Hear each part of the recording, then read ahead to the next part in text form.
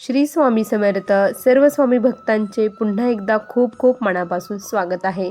स्वामी भक्तांनो, आज आपण नाशिक जिल्ह्यातील रहिवासी असलेल्या प्रीती चव्हाण या ताईंचा खूप रोमांचक असा अनुभव त्यांच्या शब्दामध्ये आपण बघणार आहोत.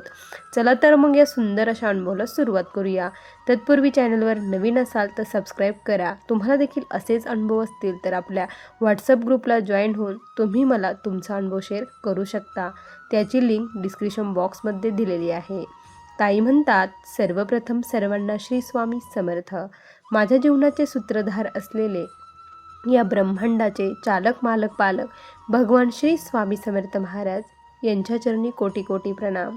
स्वामी भक्तांनो, आज मी तुम्हाला जे काही सांगणार आहे त्यातील एक एक शब्द हा खरा आहे. आज माझा हा अनुभव सांगताना अक्षरशः मन खूप भरून येत आहे. तुमच्या देखील अंगावरती शहारे उभे राहणार आहे, कारण आमच्यावरती अशी परिस्थिती निर्माण झाली होती. ती परिस्थिती तुमच्यासोबत देखील कधी घडू शकते. त्यामुळे हा अनुभव आज मी येथे शेअर करत आहे. स्वामी भक्तांनो, जर घरामध्ये अचानकपणे काही बदल जाणवायला लागले तर तुम्ही आमच्यासारखी चूक करू नका. मला सर्वप्रथम सांगायला फार आनंद वाटेल की मी महाराजांच्या सेवेमध्ये कशी आली. मी लग्नानंतर महाराजांच्या सेवेत आली. माझं लग्न झाल्यानंतर माझ्या ज्या सासूबाई होत्या त्या अगोदर महाराजांची सेवा करत होत्या आणि मला त्यांच्यावरती अजिबात विश्वास नव्हता. मी साईबाबांची खूप भक्ती करत होते. साई चरित्राचे पारायण दरवर्षी मी करत असायची. साईबाबा सोडून मी कुठल्याच देवताची भक्ती कधीच केली नव्हती. पण एके दिवशी रात्री महाराजांनी मला साईबाबाच्या रूपामध्ये येऊन दृष्टांत दिला. एक क्षण साईबाबा दिसायचे तर एक क्षण महाराज दिसायचे आणि त्यांच्या मुखातून एकच वाक्य निघलं, श्री स्वामी समर्थ. त्यावेळेस मला काहीच कळालं नाही की असं का बरं घडलं, मला असं का बरं दिसलं. त्यावेळेस माझ्या सासूबाईंना मी सांगितलं की मला असं स्वप्न पडलं. त्यावेळेस सासूबाई म्हटल्या की साईबाबांचीच इच्छा आहे तू महाराजांची सेवा करावी, कारण साईबाबा आणि महाराज वेगळे नाही, महाराजच साईबाबांचे गुरु आहेत. हे जेव्हा आईकडनं कळालं त्यावेळेस माझ्याही मनात आलं की आपण देखील सेवा करावी आणि मग मी हळूहळू महाराजांच्या सेवेमध्ये आले आणि सेवा करायला सुरुवात झाली. घरामध्ये खूप सेवा होत होत्या. सर्व काही व्यवस्थित होतं. घरातील वातावरण ही खूप प्रसन्न, सर्व काही व्यवस्थित, अनुकूल, कुठलाच प्रॉब्लेम नाही असं म्हणायला देखील हरकत नाही. एकदम व्यवस्थित सुरू झालेलं होतं. पण अचानकपणे काय झालं की आमच्या शेजारी ज्या बाई राहत होत्या त्यांचे आणि आमचे भांडण झाले. खूप जोराचे कडाक्याचे भांडण झाले. भांडण झाल्यानंतर काही दिवसानंतर जवळपास 3-4 महिन्यामध्ये आमच्या घरामध्ये अचानकपणे वेगवेगळे घटना घडायला सुरुवात झाली. घरामधील आजारपण वाढायला सुरुवात झाली. घरामध्ये कुणाचे भांडण व्हायला सुरुवात झाली. अगोदर आमच्या घरी कधीच भांडण होत नव्हते, पण भांडण व्हायला सुरुवात झाली. कुणाचंच मन स्थिर नव्हतं आणि सासूबाईंचं मन देखील स्वामी सेवेमध्ये लागत नव्हतं. माझंही मन सेवेमध्ये लागत नव्हतं. सेवा करायला बसली की खूप त्रास व्हायचा, आळस यायचा, कंटाळा यायचा. माझं मन मला सांगायचं की तू इथून उठ, ही सेवा करू नको म्हणून, आणि मी देखील ऐकायचे आणि उठून जायचे. तिथे बसूच वाटत नव्हतं. देवपूजा कशी तरी करायचे एवढंच आमच्याकडून होत होतं. माझ्या मिस्टरांचे माझे देखील खूप भांडण होत होते. मुलांचं आजारपण, सासऱ्यांचं आजारपण, असं खूप सारे आम्ही ग्रस्त झालो होतो. घरामध्ये अशी निगेटिव्हिटी भरली होती, प्रचंड निगेटिव्हिटी घरामध्ये भरली होती. अगोदर आमच्या घरात खूप प्रसन्न वाटायचं, पण आता आमच्या घरामध्ये शिरलं की खूप उदास घरामध्ये वाटत असायचं. प्रसन्नता अजिबात घरात राहिली नव्हती. हे का होत आहे मलाही कळत नव्हतं. सासूबाई म्हणत होत्या की नक्कीच काहीतरी झालं आहे, आपल्या घराला कोणाची तरी दृष्ट लागलेली आहे, हे बघितलं पाहिजे. सासूबाईंच्या मनात होतं, घरच्यांच्या सर्वांच्या मनात होतं की आपल्या शेजाऱ्यांनीच आपल्याला काहीतरी केलं. पण एखाद्यावरती आपण स्पष्टपणे काहीच आरोप करू शकत नाही. आता शेजारी राहायचं म्हटल्यानंतर तोंडावर तोंड येणारच आणि दररोज आपली नजरसुद्धा होणार. हे असं असल्यामुळे आम्हाला खूप टेन्शन यायचं की नेमकी आता काय करावं. आणि त्यांना ते खूप आनंदात, खूप हसायचे, बोलायचे मोठ्याने.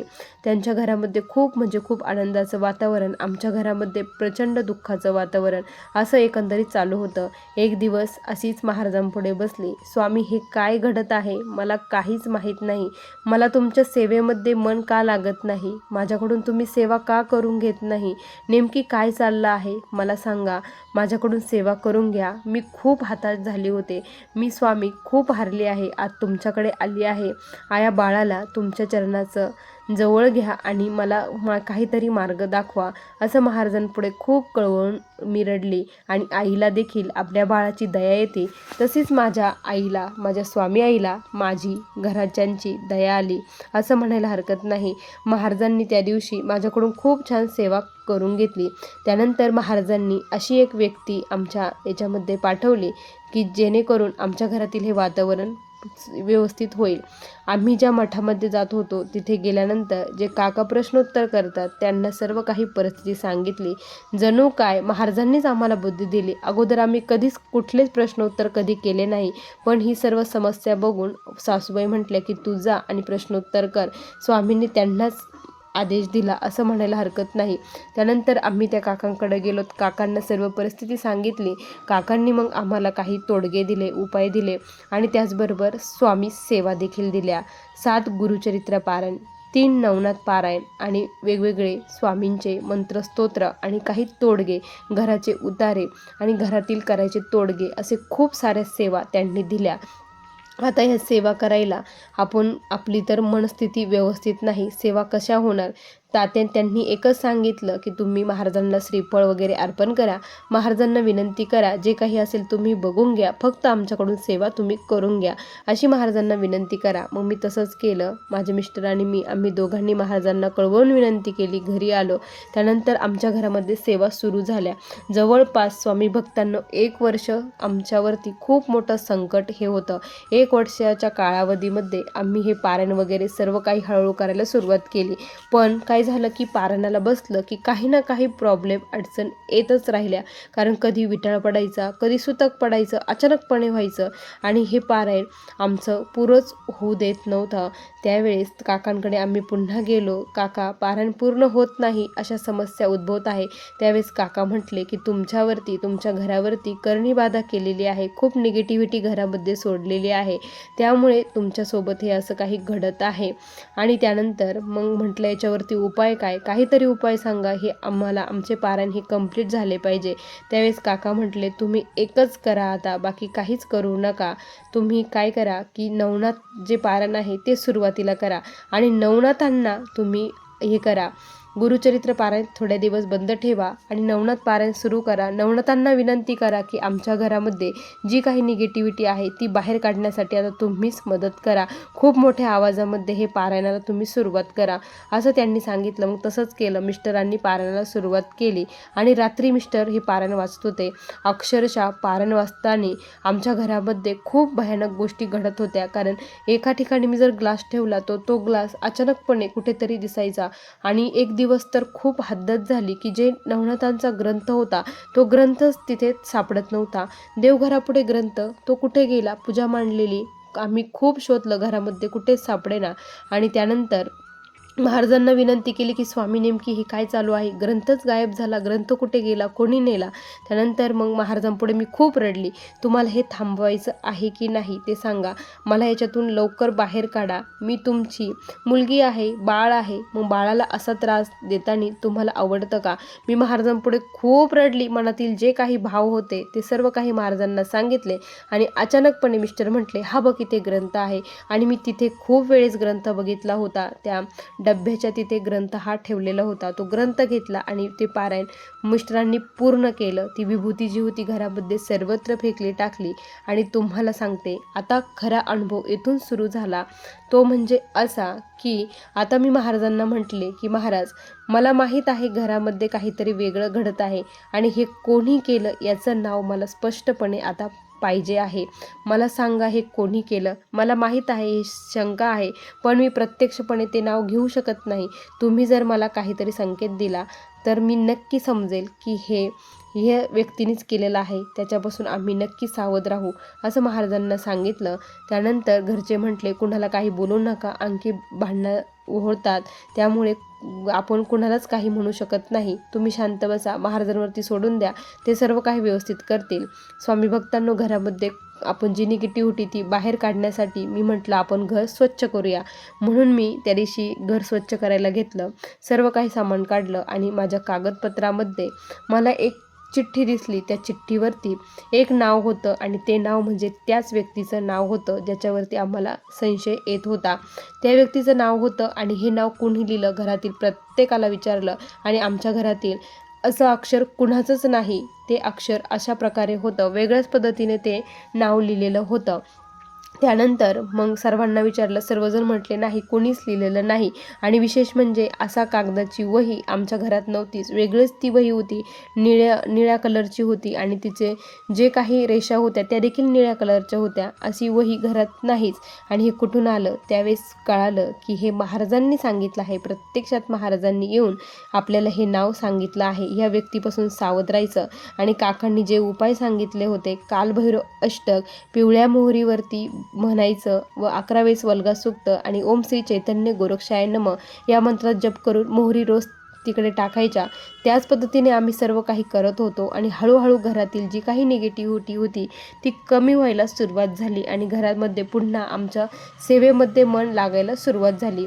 स्वामी भक्तांनो, हे लगेच घडलेलं नाही. खूप दिवस आम्हाला याच्याशी संघर्ष करावा लागला, पण हे लढण्यासाठी याची ताकद महाराजांनी आम्हाला दिली. जवळपास 1 ते 2 वर्षाचा कालावधी गेला.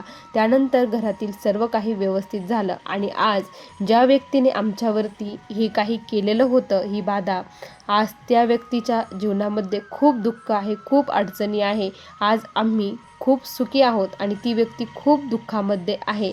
महाराजांना मी म्हणत नाही की त्यांना शिक्षा द्या, की त्यांना दुःखामध्ये ठेवा. त्यांचं देखील व्यवस्थित करा, त्यांना देखील चांगलं करा, त्यांच्यावरती हे दिवस ऐकवू नका. कारण महाराज बघतात आपले कर्म कसे आहेत. आपण जसे कर्म करू, जसे पेरू, तसेच फळ आपल्याला भेटणार आहे. त्याच पद्धतीने महाराजांच्या भक्ताला जर कोणी त्रास दिला, महाराज त्याला कधीच सोडत नाही. एक वेळेस महाराजांना तुम्ही मानू नका, पण महाराजांच्या भक्ताला तुम्ही नाही मानलं आणि त्याच्या भक्तांना जर त्रास दिला तर महाराज त्या व्यक्तीला खरंच कधीच सोडत नाही, त्याला शिक्षा केल्याशिवाय राहत नाही. आज ती व्यक्ती खूप रडत आहे आणि खूप संकटात आहे. माझी तर महाराजांच्या चरणी एकच प्रार्थना असेल की त्या व्यक्तीला दुःख देऊ नका, संकट देऊ नका, त्यांना देखील आनंदात ठेवा आणि आम्हाला देखील सुखामध्ये ठेवा. एवढीच तुमच्या चरणी कळकळून प्रार्थना आहे. स्वामी भक्तांनो, श्री स्वामी समर्थ या मंत्रामध्ये खरंच प्रचंड ताकद आहे. ज्यावेळेस मी विष्णू याग घरामध्ये केला होता त्या दिवशी तर अक्षरशः घरामध्ये खूप प्रचंड सकारात्मकता आमच्या घरामध्ये आली होती. जी काही निगेटिव्हिटी होती ती सर्व काही निघून गेली होती. माझ्या सेवा जसं वाढत गेल्या तशी घरातील जी निगेटिव्हिटी होती, जी काही करणीबाधा आमच्या घरावरती झालेली होती, ती सर्व काही नष्ट फक्त श्री स्वामी समर्थ मंत्राने आणि त्यांनी दिलेल्या पारायणाने, तोडग्याने आमच्या घरातून गेली.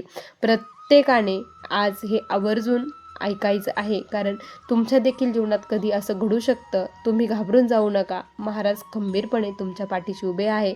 फक्त सेवा करत राहा, मेवा ते देतील. स्वामी भक्तांनो, असा मला आलेला हा स्वामींचा दिव्य अनुभव होता. श्री स्वामी समर्थ. बघा स्वामी भक्तांनो, किती सुंदर अनुभव आहे ताईंचा. तुम्हाला हा अनुभव कसा वाटला नक्की कमेंटमध्ये कळवा. पुन्हा भेटूया अशा सुंदर अनुभवासोबत. तोपर्यंत सर्वांना श्री स्वामी समर्थ. जय जय स्वामी समर्थ. श्री गुरुदेव दत्त.